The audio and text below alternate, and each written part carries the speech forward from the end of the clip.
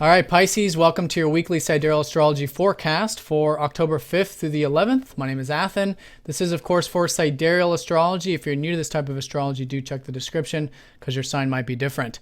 All right, so a lot taking place this week, Pisces. It's almost like the aspects of last week decided to surface this week because it was quiet last week, and now we have a whole lot of transit. So as usual, there's the easy ones, the supportive ones, and then they're all supportive. But then there's the ones that come across as easy, there's the ones that come across as challenging, as it usually is the case. And I'll talk about each one. If you have any questions, please comment down below. And let's go ahead and get started. Saturn is sextiling the North Node continuing this week. And the North Node's a major player because Mercury is going to go station direct here on Friday. And when Mercury goes direct, he's right on top of that North Node. And the North Node is all about life path. It's all about change. It's all about the future. And there's things shaping up there, at least in terms of our intellect, what we're understanding about the future, and just a more clarity about where we're headed and things like that. Now, there's a lot of uncertainty this week, which I'll talk about, but there is that understanding in terms of where you're going. And for you, it's involving relationships. Your North Node has been transiting your 7th house over the past couple of years. So you've been, it's been kind of this pool for you to connect. It's all kinds of relationships. Maybe it's business for some of you, maybe it's legal matters or whatever, but it's about that tact. It's about mutual respect, etc. That there's a lot to be learned about this week because Mercury is a planet of understanding, and the North Node is about our future. And North Node is generally what we are learning anyways because it's all what's very new to us. It's a new experience. And with Saturn in harmonious aspect up to that, there is positive energy to be patient, be pragmatic when it comes to those relationships, long-term, etc. And that's a good energy to work with. Now, do keep in mind, Saturn is making his way into Scorpio this month.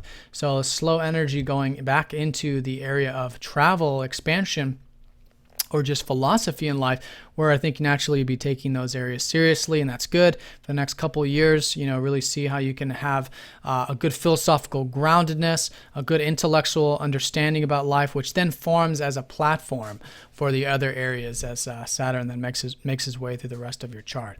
But anyways, that's the shifts that are happening with Mercury going direct. There is things relating to your relationships that are going to begin to move forward too, if you've been feeling like those have been kind of on the back burner or more introverted, if you've been thinking about it. And also your home and family. Those 4th house things will move forward since Mercury rules that 4th house of yours.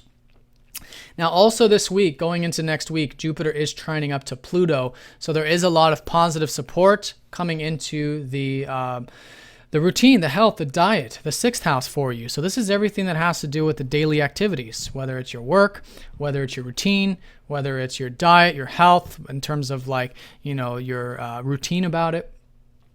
And that's been Jupiter expanding that 6th house of yours.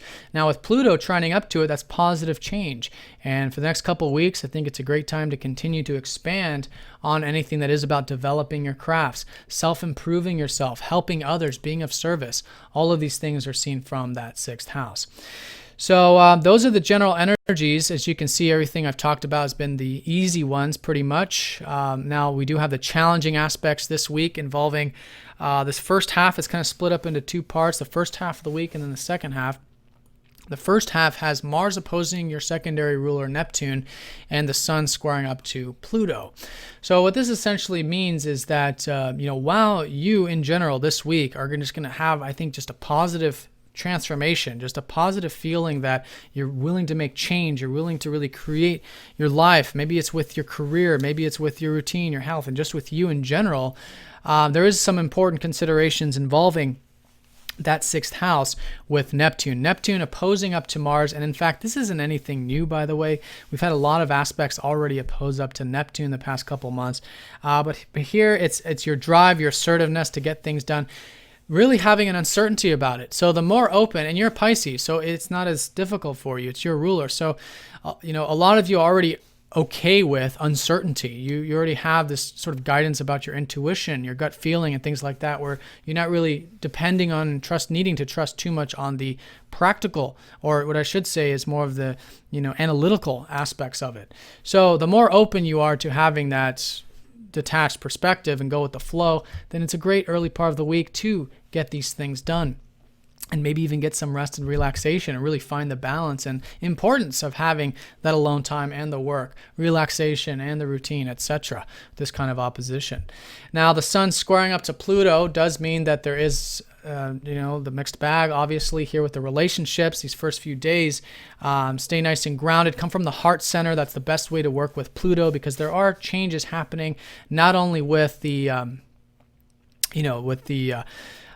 routine, health, and diet, which the sun does rule, by the way. So be open to change with those things, but also be open to change with your one-on-one connections, with your relationships. And naturally through that, the more detached you are, or I should just say it's just non-attached to any particular outcomes, the more you're coming from compassion in those one-on-one connections and with your home and family, then the more constructive this square to Pluto is. So that's the first half of the week, and then the weekend has Venus squaring up to Saturn and the Sun opposing Uranus. So, this energy here actually is nothing new. Venus has already been squaring up to Saturn here over the past couple months since she went retrograde and all of that. So patience when it comes to the routine and health over the weekend, or the work, or you're developing your crafts. Communications, bring extra attention to those over the weekend. But I'm getting a sense of with Saturn is when it comes to your enjoyments of life, when it comes to learning, when it comes to the daily spheres, see the long term. Again, it's something that you've already been working on for the past couple months, and naturally through that you're building a long-term approach to those particular areas of your life. Now, with that being said, the Sun opposing Uranus on Sunday and then going into Monday does signify a balance of self and other with your relationships, and not making any sudden decisions, because oftentimes with Uranus, we feel like we want to make some sudden decisions. And so it's important to, while you might be called to make some changes with yourself, make some changes with your self-image or your relationships or whatever it might be, or with that, again, routine or work, stay nice and grounded. Stay long-term. Listen to that, though, because Uranus often is about, positive change. But with this kind of aspect, it's important to maintain balance. And here it's the balance with what you're involved with and your relationships. And that's going to be going into Sunday. One thing I want to say, too, is we're approaching a new moon on Monday of the following week. So as this week unfolds, we'll be feeling that receding of energy, the lowering of energy, and it's all about new beginnings shaping up in terms of your one-on-one connections, which is that new moon in that 7th house next week. So Pisces, the strong emphasis for you is the fact that Pluto is trining up to your traditional ruler, Jupiter. So you should be feeling like it's a time of change, and for the next couple weeks, with career, with self-image, all of that, as long as you're, obviously staying grounded and hopefully these aspects that I've talked about in terms of the challenging ones have helped illuminate the energies, within the context of that. It's a great time to make change with self, to make change with your routine, your career, your legacy, your future, things of that level. And to continue to evolve in your relationships, to learn more about them, to reflect, to modify, to have a healthy dose of individuality and freedom there, and to remember that this whole life path energy is going to continue to unfold for you to make connections, have those one-on-one relationships, and this week just learn more about them. So Pisces, have a great one. If you guys have any questions, please let me know, and I'll see you all next time. Take care.